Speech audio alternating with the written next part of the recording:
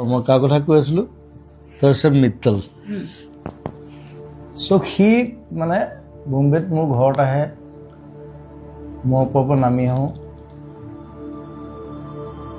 মই বোলে কি কাম আছে তোৰ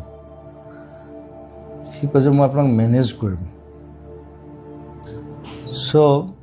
সেই যেতিয়া 3 দিন 4 দিন আহিলে মই দেখিলোঁ যে ল'ৰাটোৰ পেচেঞ্চটো ভাল হি ইজ ফ্ৰম আছাম চ' বোলো মই কি কৰিব লাগিব মোক কৈছে কৰিব লাগিব আপুনি প্ৰগ্ৰেম কৰিব লাগিব মই আপোনাক লৈ যাম বেলেগ বেলেগ জেগাত সি বহুত জেগাত লৈ গৈছে মোক বাহিৰতো লৈ গৈছে এতিয়া সিদ্ধাৰ্থতে চাই আগতে সি চাইছিলে but he still like my brother সি ক'লে মই কিবা পাৰ্চেণ্টেজ এটা ল'ম আৰু মই খালি আপুনি প্ৰগ্ৰেম কৰিব লাগে বোলো ঠিক আছে ব'ল সেইটো ক'বলৈ তই 4 দিন আহিল নেকি তই কৈছে আপুনি খেদি দিয়ে গ'ল তাৰপিছত মানে কি মানে মেনেজমেণ্ট তাৰ মস্ত মেনেজমেণ্ট তাৰ আণ্ডাৰত এতিয়া ইণ্ডিয়াৰ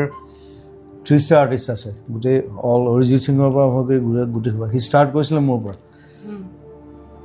চ' সি মোক ক'লে যে দাদা আমি এটা এগ্ৰিমেণ্ট কৰিব লাগে বোলে কি এগ্ৰিমেণ্ট কৈছে এইটো মানে আমাৰ ছিষ্টেম এইটো আমি যি আৰ্টিষ্ট লওঁ তেতিয়া একদম নতুন সি মানে আমি এগ্ৰিমেণ্ট এটা কৰোঁ এইটো মই বোলো হ'ব তই ৰাতি আহিবি 2টা বজাত সি আহিলে মই ষ্টুডিঅ'ত কাম কৰি আছোঁ চিনেমাত কিবা ভাইমন্দা চিনেমা এখন চলি আছিলে কাম কৰি আছোঁ 2টা বজাত আহি একদম ৰেডি 3টা বজাত মই তাক ক'লোঁ বোলো ব'ল গাড়ীত উঠ তাক ভূতনাথ শ্মশানত লৈ আহিছোঁ 3টা বজাত সি মোক কৈছে যে শ্মশানত লৈ আহিলে যে 3টা বজাত মই বোলো এগ্ৰিমেণ্ট কৈছে শ্মশানত এগ্ৰিমেণ্ট মই বোলো চা তই মোৰ ভাইটি হয় নাই তই যদি আগতে মৰ মই তোক জ্বলাম যদি মই আগতে মৰ তই মোক জ্বলাবি দেটছ এ এগ্ৰিমেণ্ট আজিলৈকে হোৱা নাই